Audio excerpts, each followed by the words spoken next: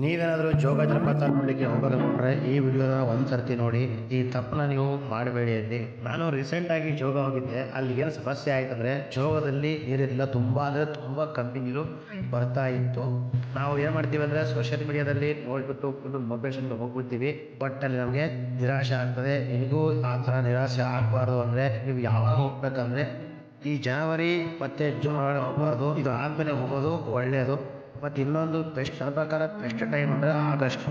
ಯಾಕಂದರೆ ಜೂನ್ ಮತ್ತು ಜುಲೈ ಒಳ್ಳೆ ಮಳೆ ಆಗಿರ್ತದೆ, ಮತ್ತು ಆ ನೀರು ಕೂಡ ಜಾಸ್ತಿ ಇರ್ತದೆ. ಆಮೇಲೆ ಆಗಸ್ಟ್ ಟೈಮಲ್ಲಿ ಹೋಗೋದ್ರಿಂದ ಒಳ್ಳೆ ವಾತಾವರಣ ಕೂಡ ಇರ್ತದೆ. ನಾವು ಅವಾಗ ಹೋಗಿ ಬರ್ಬೋದಾಗಿದೆ.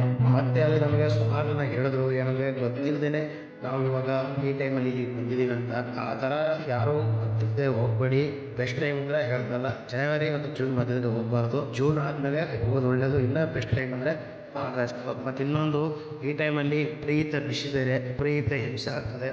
ಇದೇ ಥರದ ಹೆಚ್ಚಿನ ಟ್ರಾವೆಲ್ಗೆ ಸಂಬಂಧಪಟ್ಟಂಥ ವಿಡಿಯೋಗಳಿಗಾಗಿ ನಮ್ಮ ಚಾನಲ್ನ ತಪ್ಪದೇ ಸಬ್ಸ್ಕ್ರೈಬ್ ಮಾಡ್ಕೊಳ್ಳಿ.